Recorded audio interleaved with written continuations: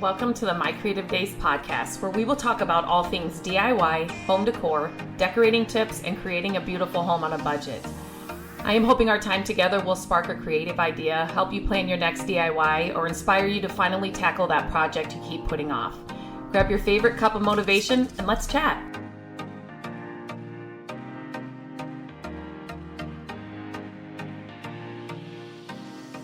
Hello and welcome back to the podcast. Today I have kind of a I've been thinking about doing some shorter podcasts, just like some under 10 minutes. I don't know if I could do that, but this is just a quick episode on how to spot a good furniture piece in 10 seconds.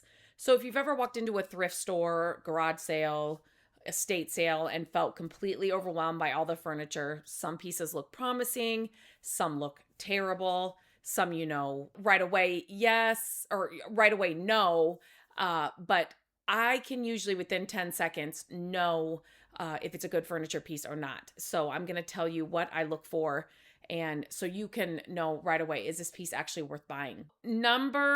This is like the 10-second scan. It literally is like this for me too. When I find a piece of furniture, the 5 things you should look for, or that I look for before I even think about the price, at all, are number 1, the bones, right? So you want to make sure it's solid wood. It's not cheap materials, that plastic stuff, that you can find in some retail stores. You want to make sure it's solid wood. The drawer construction, how are the drawers made? And then the weight of the piece can also help you determine that it has good bones. So if it feels solid and heavy, that's usually a good sign. Number 2, the shape. Some furniture just has good lines, curved legs, interesting details, good proportions, unique design. Even if the finish is terrible, the great shape and good bones, remember, they can make an amazing makeover. So that's the second thing. And then the third thing, the damage check, right? These are deal breakers for me. Extensive water damage, some warped wood. Like if it's gone too far, it's just not even the work that it would take me to fix it. Structural issues, smells. Some smells you can't get out of it. Some of these are fixable. So some smells you can. Some structural issues you can fix depending on what level and where you are in your skills. Warped wood, I have shared many posts and videos on how I deal with, like damaged veneer and those kinds of things. There are different things that I do depending on the project and the piece. And then water damage, again, depending on how far gone it is, I may be able to work with that. The next one thing I think about is the makeover potential. I can clearly picture what this could become. And this does, after you do this for a while, you will be able to walk in and you'll see a piece and you'll say, okay, instantly I know what I would do with this. So if it's a painted dresser, maybe it's modern hardware you'd add to it. Maybe it's a stain and paint combo. Maybe you see yourself stripping all, the piece, depending on what it is. If I usually within 10 seconds, I can immediately picture a direction I would go on. And I always say, always have a plan B and C, because sometimes plan A doesn't work out, but that's something I also look at. So if it's something I'm going to flip, then you look at the profit or the value. So this is kind of if you're flipping for your house or flipping to sell. So would this improve my house? Do I need this in my house? Could you see this piece somewhere? Can you take out a piece you don't love and put this piece in its space? Is the price worth the effort? And could I sell it later if I decided I didn't want it or I found another piece? Could I sell it eventually? Those are some things that I look at. So within 10 seconds, literally, it might take 20 seconds, but within 10 seconds, those are the things that I already know. I can look at a piece and you'll get, the more and more you do this, you'll be able to walk in and see a piece instantly. And you're like, oh my gosh, yes, yes, yes, yes, yes. I don't even have to. The final answer, if I pick it up or not, is the price, right? I just instantly know this is amazing. We can fix all the things, as I'm clapping and I'm talking, because I always use my hands when I'm talking. But then it comes down to price. And so that's the deciding factor.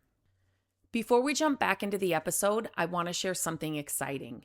We've been quietly revamping the Furniture Flipping Academy, not because it wasn't good, but because it's time for it to be even better. The Academy has always been designed to feel like a toolbox, not just a course you watch once and forget, but a resource you can come back to again and again as you grow. And as the flipping world changes, as prices change, as trends shift, I want the Academy to grow with you. So we're refining things, simplifying, making it even more practical, even more usable. And one thing I don't talk enough about, there are done-for-you pieces inside. Not just, here's what you should do, but actual plug-and-go resources. Pricing worksheets you can fill in, templates you can use, checklists you can follow, real examples you can model. You don't have to build systems from scratch. You don't have to guess what to track. You don't have to reinvent the wheel. If you've ever thought, I wish I just had a place that showed me what actually works, this is that place.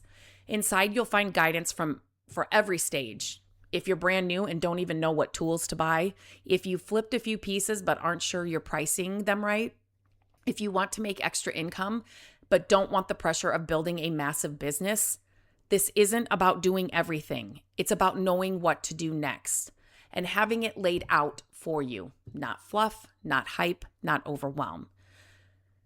And here's what I want you to hear clearly. You don't have to turn this into something huge. You don't have to be on every platform. You don't have to do it like anyone else. You just need the right tools and a trusted place to learn from. And with the new updates and the new low price, there has honestly never been a better time. You could keep guessing, or you could follow a proven path that's already mapped out for you. If flipping furniture is something you want to do, even just a little, this is your next step. Head to the link in the show notes and take a look inside. You'll see everything that's included and how simple we've made it. Let's get back to the episode. So I almost always buy solid wood dressers, hutches, and buffets. So those are my favorite things to find. Vintage cabinets, some nightstands. It just kind of depends. Like I definitely, since I've been doing this for more than 20 years, now I'm to the point where I don't have to do this, but I still do it for the creative outlet. I still do it to help other people. But it's got to be the right piece. So there are definitely pieces that I'm like, oh my gosh. And some of the pieces that I love to flip and to make over, they're the hardest ones to find. Like you don't find them all the time. So when I do find one, I try to jump on it. I always skip any like laminate furniture that's made out of that plastic stuff, anything that's got particle board on it. Any massive entertainment centers are a no-go. Broken drawers, broken legs on anything, unless you can, like, let's say you have it's a piece of furniture, like a chest of drawers or something, you can easily put new legs on it. But anything like chair legs, that's a no. Chairs are usually a no for me, just because they take so much work, wood chairs, just to even make them over. So that's usually, I skip those for sure. And like I said, one thing I find myself doing too now is if I hesitate too long, I usually walk away. Like I said, within 10 seconds, I will be able to say, absolutely yes. I recently was at a thrift store with Matt, and he walked past it was kind of, I have it on my website. It was kind of a chippy green, like end table kind of. And he was kind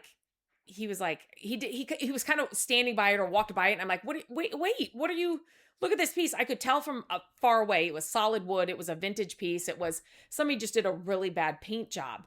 And I'm like, what is the price? And I can't remember if it was $8 or something. Like, it was like, yes, it's an instant yes, put it in the cart.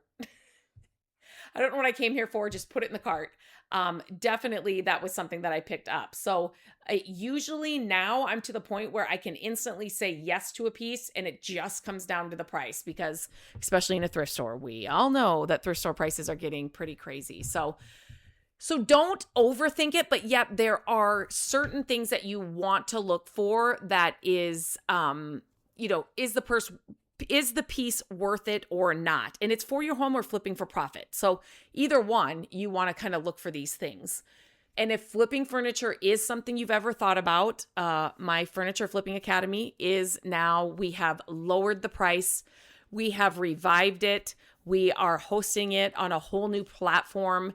We have been just doing some behind the scenes things to it. You get lifetime access to it. You get it, you get instant access as soon as you get in. It has never been this price. It has never been this low. So if it's something you've been thinking about, it is a one and done, all inclusive resource for you for furniture flipping, no matter where you are on the journey, no matter what your goal is with the journey. It's made for you. So definitely, we will have the link in the show notes. Definitely check out that link. You'll have all the information. If you click over there, you'll get all the information that you need. It'll tell you all about it. But definitely grab it right now with this price. We've made it less than your cell phone bill. So it's never, ever been this price. And you get so much inside, lifetime access. Use it as you need it. It's just a great resource to have in your back pocket. Until next time, I hope you have a great day, and I'll talk to you very soon. Hello, friends. Thank you so much for listening to the podcast. I'm grateful that you tune in every week and that you share the show with your family and friends.